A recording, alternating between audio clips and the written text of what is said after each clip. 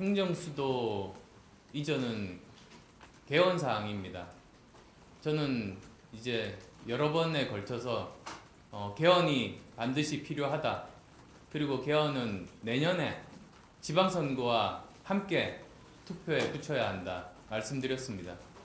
그리고 개헌에 꼭 필요한 세 가지가 국민의 기본권 향상과 그리고 전폭적인 지방 분권 강화, 그리고 세 번째로 지금 현재의 제왕적 대통령제의 폐해를 없애는 권력구조 개편입니다. 그 중에서 이제 그 두 번째 지방 분권 강화와 맞추어서 행정 수도 이전에 대한 그 국민적인 공론화가 저는 꼭 필요하다고 봅니다. 어제도 말씀드렸습니다만 지금 현재 서울과 또 세종시로 나누어져 있는 것 때문에 굉장히 많은 행정 비효율들이 발생하고 있습니다. 이것은 장기적인 국가 경쟁력 약화를 가져온다는 문제 인식을 가지고 있습니다. 따라서 이 부분도 이제 국민들과 함께 행정 수도 이전을 공론화에 붙여서 이제 개헌이 되면 그럼 당연히 청와대와 국회 모두 다 세종시로 옮겨가야 합니다. 예, 다른 질문 사항 있으면 말씀해 주십시오. 10년 전에 정동영 후보가 국방 관련해서 돈을 계산하겠다면서 병력은 감소시키고 장비는 현대화시키고 해군 공군을 전력을 현대화시키고 당시에도 재원 투발 방안에 대해서는 말씀을 못하셨거든요. 왜냐하면 그 비행기 한 대 수입하고 대한민국 건설하는 수백억 수천억 원인데 그 재원 조달은 어떻게 하실 겁니까? 지금 우리 국방비가 이제 10% 정도입니다. 400조 원 전체 예산 중에 40조 원 정도가 국방 예산입니다. 그런데 지금 여러 가지 안보 상황, 위협적인 안보 상황들이 지금 계속 연이어서 지금 발생되고 있습니다. 그리고 또 무엇보다도 아까 말씀드렸던 킬체인이라든지 KAMD 등은 조기에 완성을 해야만 합니다. 그에 따라서 저는 한시적으로 국방비 증액이 필요하다고 보는 입장입니다. 아까 GDP의 그 3% 수준 말씀을 드렸는데요. 그게 50조 원 정도가 됩니다. 지금 현재로는.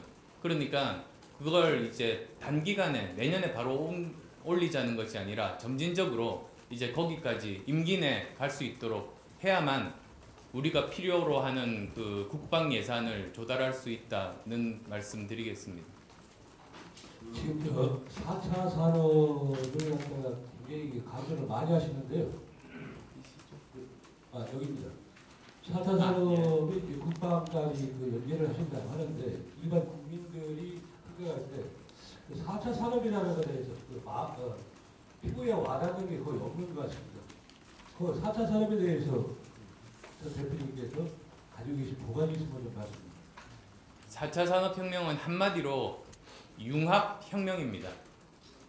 예전에 1차, 2차, 3차 산업들은 한 가지 기술이 산업혁명을 만들어냈습니다. 1차가 증기기관, 2차가 전기, 그리고 3차가 IT 기술로 일어났습니다. 그런데 이 4차 혁명은 무엇이 틀리는가?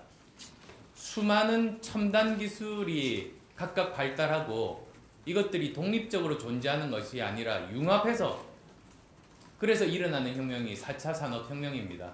여러 가지 예가 있습니다. 예를 들면 자율주행 자동차, 이것은 인공지능 분야의 첨단 기술이 발달하고 그 다음에 또 전기자동차 기술들이 발달하고 여러 가지 센서 기술들이 발달합니다.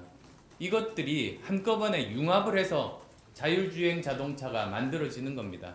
이런 식의 그 혁명입니다. 따라서 예전과 틀린 점은 예측이 굉장히 어렵다는 겁니다.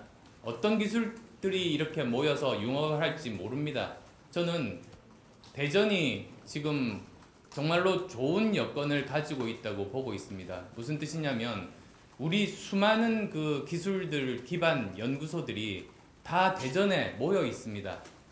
그래서 보통 따로 떨어져 있는 상태에서의 기술들은 융합하기가 또 힘듭니다. 아무리 인터넷 시대라고 해도 물리적으로 떨어져 있는 기술들이 잘 융합되는 경우는 드문데 대전에서 이렇게 한 곳에 모여 있는 겁니다. 그리고 또 무엇보다도 일을 하는 건 사람입니다. 그런데 대전은 교육의 중심입니다. 따라서 사람들이, 창의적인 인재들이 이런 많은 이미 투자한 첨단 기술의 터전 하에서 많은 4차 산업혁명을 이끌고 갈 수 있는 우리나라에서 어느 곳보다도 포텐셜이 강한 곳이라는 말씀 드리고 싶습니다. 좀 전에 나왔던 질문에 대해서 추가로 질문드리겠습니다. 국방 관련한 부분인데요.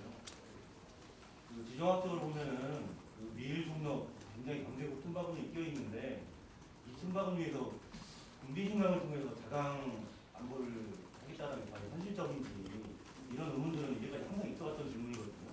이거에 대한 전에 한 가지 부탁드리고요. 좀 전에 이제 국방비 관련한 얘기가 나왔는데 예산이라는 게 한정되어 있기 때문에 국방비를 늘리게 되면은 예를 들어서 복지라든가 다른 SOC 예산 같은 경우에는 줄어들 수밖에 없는 게 현실처럼 느껴지는데 그러면은 상대적으로 다른 부분들이 좀 소홀해지지 않겠는가 이런 반론이 있거든요. 여기에 대한 대답 좀 부탁드립니다. 예, 굉장히 전곡을 찌르는 질문이십니다.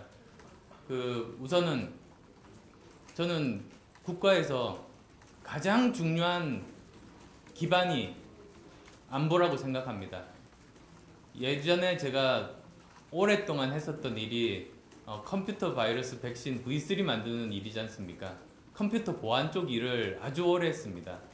그런데 그러다 보니 이 컴퓨터가 여러 가지 좋은 기능이 많습니다만 바이러스나 해킹에 당하면 정말 아무짝에도 쓸모없게 되는 걸 여러 번 봤습니다. 그러면서 저한테는 기본 중에 기본이 안보이고 보안이라는 인식이 뿌리 깊게 자리 잡고 있습니다. 국가도 마찬가지입니다. 국가도 정말로 여러 가지 활동이 있지 않습니까? 경제활동, 문화활동, 외교활동 참 화려하고 다양한 일들이 가능한 기반이 이제 국가인데 안보가 흔들리면 아무것도 소용이 없는 겁니다. 안보가 튼튼해야 모든 일들을 할 수 있다. 그게 이제 제가 가진 이제 뿌리 깊은 철학인데요.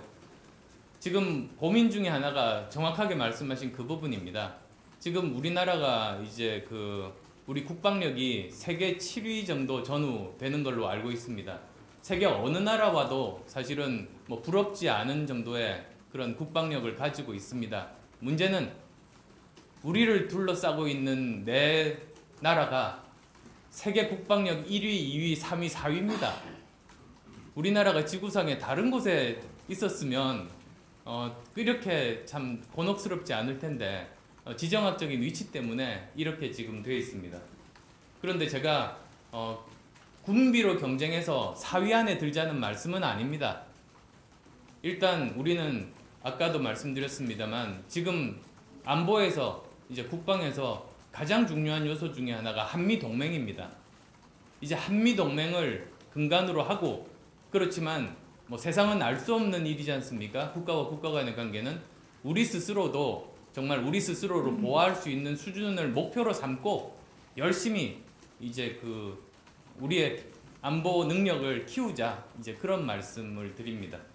그리고 이제 예산 부분도 지금 고민입니다만 이 미국에 ADD와 비슷한 기능을 하는 걸로 이제 다르파가 있습니다.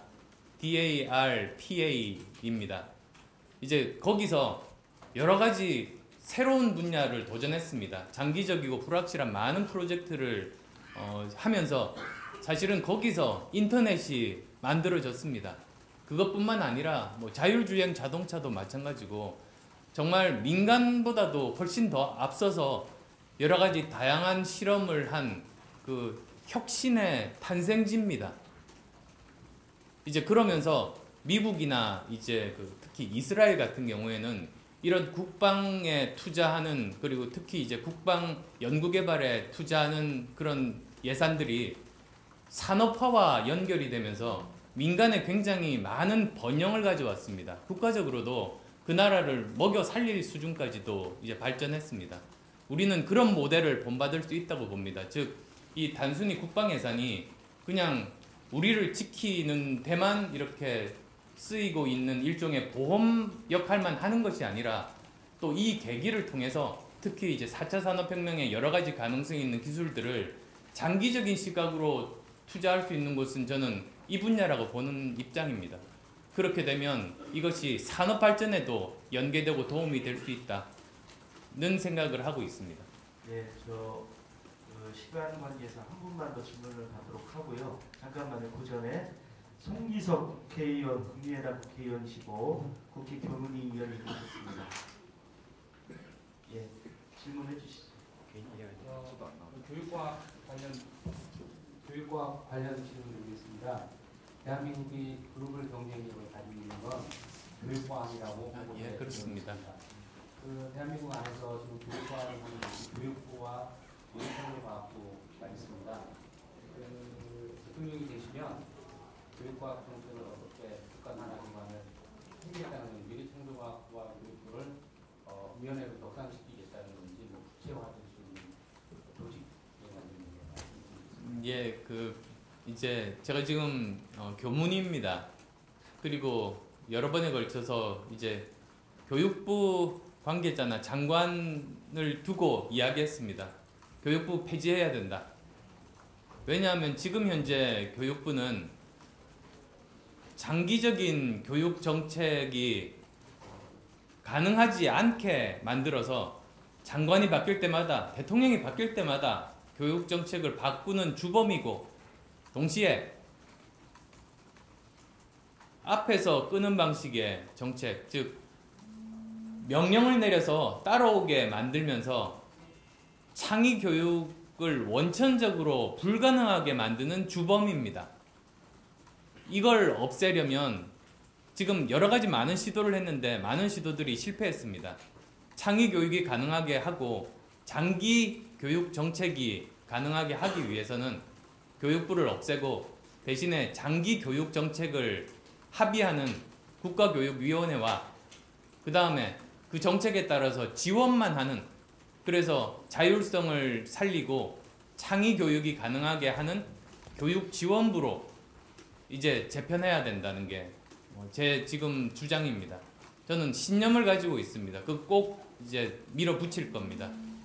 그 다음에 이제 그 과학기술 분야에 관해서는 저는 지금 현재 가장 큰 문제가 두 가지라고 봅니다. 첫 번째는 각 부처마다 흩어져 있는 연구개발 예산이 국가적으로 재조정이 필요한 경우에도 부처 이기주의 때문에 꽉 움켜쥐고 내놓지를 않습니다. 거기서 엄청난 많은 비효율이 발생합니다. 두 번째로는 이것도 역시 교육부와 비슷한 짓을 하는 것인데, 국가에서 기획하고 결과 위주의 감사를 하다 보니 현장에서 필요한 기술을 오히려 막고 그 다음에 성공할 수 있는 연구만 하다 보니 새로운 연구를 아예 하지 못하게 원천 차단하는 겁니다. 이래놓고 무슨 노벨상입니까? 불가능한 겁니다. 그래서 두 가지를 바꿔야 됩니다. 첫째는 다음 정부에서는 모든 부처에 흩어져 있는 연구개발 예산을 전부 빼앗아서 한 부처가 통합 관리하게 해야 하고, 두 번째로는 감사 제도가 결과가 성공했는지 실패했는지 그거 보는 감사가 아니라 과정에서 문제가 없으면 결과가 실패해도 용인하는 걸로 이제 새로운 시도가 가능하게 하게 바뀌어야만 합니다. 네, 그러면 여러 가지. 전 대표가 얼마 전에 왜 창업시험이 폐지되어야 된다는 입장을 밝혔잖아요. 근데 그 민주당에서 저기 행정부는 없애야 잠깐만요. 된다고 질문하신 분이요. 기자십니까?